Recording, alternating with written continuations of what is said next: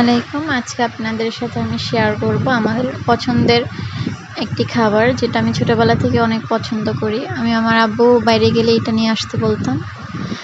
তার নাম, আমাদের দেশে সেটাকে বলে খুরমা, আর ঢাকায় সেটাকে বলে মিচালি মুরালি। এই জন্য এখানে আমি নিয়ে নিয়েছি 1.5 কাপ আটা, আর সাথে দিয়ে দিয়েছি কিছু কালো জিরে। এবার এটাকে আমি হাত দিয়ে মাখিয়ে নিলাম।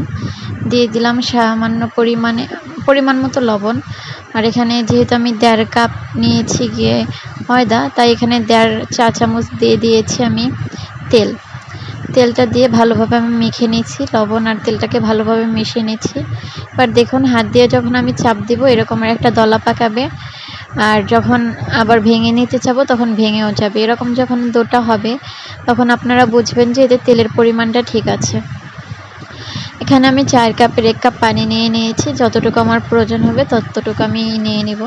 দেখুন, এই যে আমার ডোটা তৈরি করা শেষ হয়ে গিয়েছে। এখানে আমার পানি লেগেছিল অর্ধেকেরও কম পানি লেগেছে। তো ওই 4 কাপের অর্ধেকেরও কম পানি লেগেছে, মানে অর্ধেকের বেশি পানি রয়ে গিয়েছিল। এবার আমি এই ডোটাকে রেস্টে রেখেছিলাম আধা ঘন্টা। আপনারা চাইলে 1 ঘন্টাও রাখতে পারেন, আর সময় হাতে যদি না থাকে তাহলে 10 মিনিটও রাখতে পারেন। এবার এটাকে আমি 2টো লেচি কেটে নিয়েছি। এবার এটাকে আমি বেলে নেব। বেলার সময় এখানে কোনো আটা বা ময়দা, কোনো গুঁড়াই ইউজ করবেন না। শুধু তেল একটু হাতে মাখিয়ে ডোটার উপরে হালকা একটু তেল মাখিয়ে তারপরে বেলে নেবেন। রুটি যেভাবে বেলেন সেভাবে বেলে নেবেন। এখানে তেলের পরিমাণ যদি ঠিক থাকে তাহলে রুটিটা নিজে থেকেই ঘুরতে থাকবে।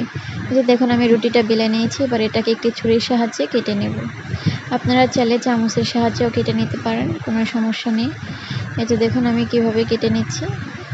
এবার এভাবে লম্বা করে কেটে এবার মাঝখান থেকে আমি একটি দাগ কেটে নিয়ে এবার ছোটো করে নেব নিচে মুরালিগুলিকে। দেখুন, এই যে এরপর আমি আলাদা করে নিচ্ছি সবগুলোকে। একটি প্লেটে উঠিয়ে নেব। এটা বানানো খুবই সহজ, আর এটা খেতে হয় দুর্দান্ত।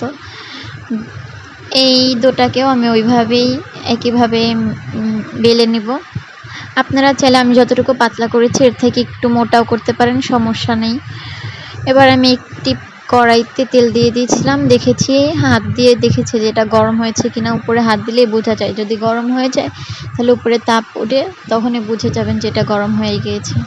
দেখুন, আমি সবগুলো খুরমাগুলিকে ভেজে নিয়েছি। এখানে কালার চলে এসেছে, কিন্তু এখনও আমার খুরমাটা প্রস্তুত হয়নি। তাই আমি এটাকে প্রস্তুত করার জন্য এখানে চায়ের কাপের 1 কাপ দিয়ে দিয়েছি আমি চিনি, আর আধা কাপ দিয়ে দিয়েছি পানি।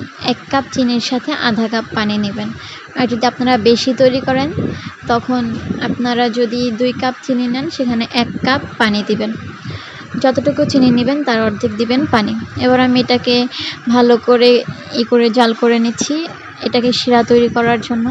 দেখুন, আমি চেক করে নিচ্ছি যে শিরাটা হয়েছে কিনা।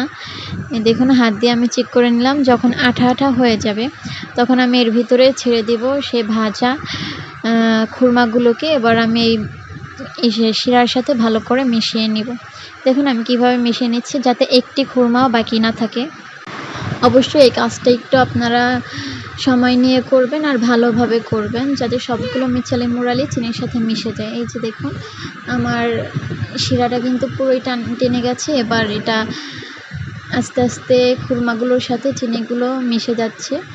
দেখুন, আমি আপনাদেরকে দেখাচ্ছি আমি কিভাবে নেড়ে নিচ্ছি। অবশ্যই এটা খেয়াল করবেন। দেখুন, আমি চুলা বন্ধ করে নিয়েছি। দেখুন কি সুন্দর হয়েছে আমার মিচালি মুরালিগুলো। এগুলো শব্দ হয়, একটা ঠাস ঠাস করে শব্দ হইতেছিল, তবে আপনারা শুনতে পারেননি। দেখুন মাশাআল্লাহ কত সুন্দর হয়েছে। মুখে দিয়ে আমি যখন খেয়েছি পুরা মনে হচ্ছে যেন বাজার থেকে কিনে নিয়ে এসেছি। আর এটা অবশ্যই গরম অবস্থায় একটু ট্রাই করবেন, খেতে খুবই দুর্দান্ত লাগে। একবার খেলে আর কি পুরোটাই খেয়ে নিতে ইচ্ছে করবে আপনাদের। দেখুন আমি ভেঙে নিচ্ছি, কি সুন্দর ভেঙে যাচ্ছে। আপনাদেরকে দেখিয়ে দিচ্ছি। এই যে দেখুন ভেঙে গিয়েছে, মাশাআল্লাহ অনেক সফট হয়েছে। একদম বেশি ভাজাও হয়ে যায়নি, আবার একদম নরমও না, একদম বাজারের মতন। অবশ্যই বাসায় এটা ট্রাই করবেন আপনারা সবাই।